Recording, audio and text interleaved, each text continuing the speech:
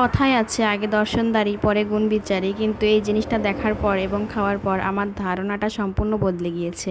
সেদিন সন্ধ্যায় bus stand দিয়ে হেঁটে আসার সময় দেখলাম রাস্তার পাশে দুইটা ভাইয়া ফুড কার্ট খুলে নিয়ে বসেছে।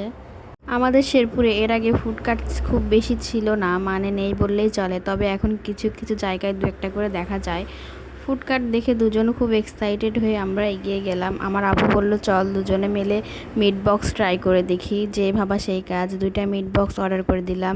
কিন্তু ওইখানে বসে খাওয়ার মতো কোনো অবস্থা ছিল না, তাই বাড়িতে নিয়ে এসেছিলাম। বাড়িতে আনার পর যা দেখলাম, ভাইরে ভাই, এটা মিট বক্স ছিল না, এটা ছিল সয়াবিন বা সয়াবড়ির বক্স। তারা চিকেনের জায়গায় দিয়েছে সয়াবিন ফ্রাই, আর গোল গোল যেটা দিয়েছিল আমি ভেবেছিলাম এটা হয়তো বা চিকেন পেটি, কিন্তু না, এটা চিকেন পেটি না, এটা ছিল বাঁধাকপির চপ বা বাঁধাকপির পাকোড়া। মানে এটা কোনো কথা হইলো? পুরাই মানুষের সাথে তারা একটা প্রতারণা করতেছে।